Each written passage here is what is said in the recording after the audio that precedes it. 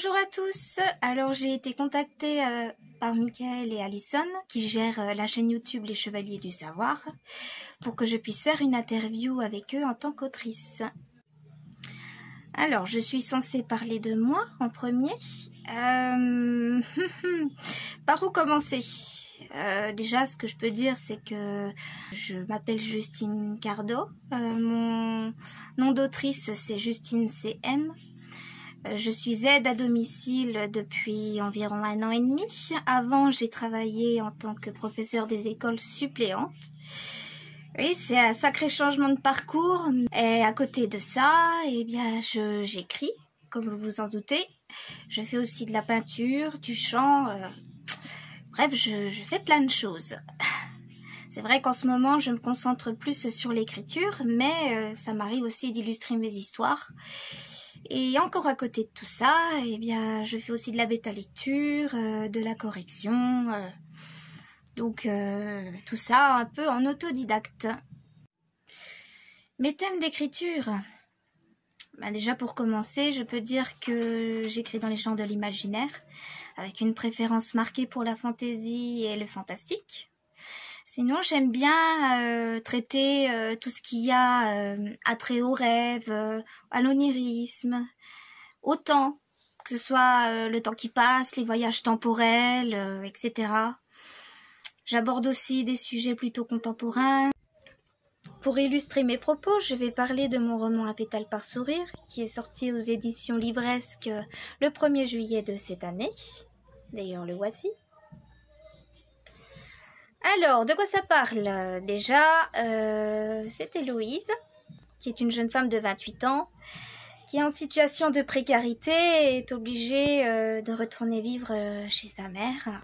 Elle choisit une maison avec un magnifique sakura qui pousse dans le verger. Héloïse s'occupe de sa grand-mère en attendant de retrouver du travail.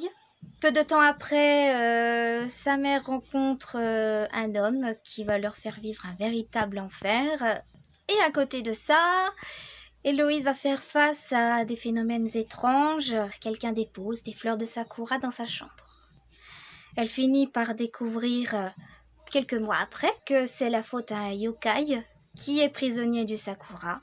La quête d'Héloïse, ça va être de le libérer de cette malédiction et d'en trouver la cause. Donc dans ce roman, on aborde les thèmes fantastiques, fantaisie, je ne sais pas trop où classer ça, parce que là on est dans le domaine des légendes japonaises, franc-comtoises, donc c'est un joli mélange.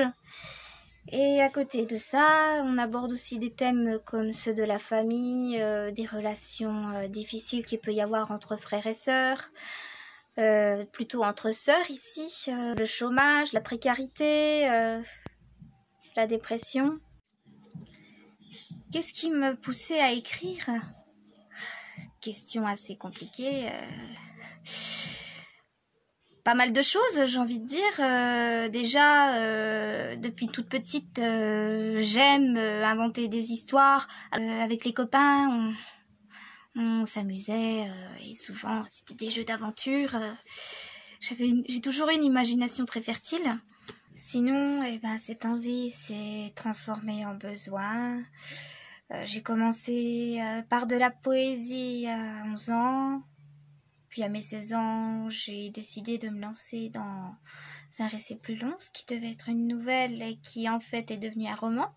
D'ailleurs, par la suite, quasiment toutes mes tentatives pour écrire des récits courts se sont soldées en récits longs. Donc en fait, je suis plus une romancière qu'une novelliste. Et aujourd'hui, qu'est-ce qu'il en est? J'aime toujours autant écrire, ça fait partie de moi. Où est-ce qu'on peut me retrouver? Déjà, on peut me retrouver sur Facebook, Instagram, Twitter, sous le nom de Justine CM. C'est le même partout. J'ai aussi un site internet qui a le même nom, qui est www.justine-cm.com, tout simplement. Je tiens à remercier Alison et puis Michael pour m'avoir proposé cette interview. Passez une bonne fin de journée.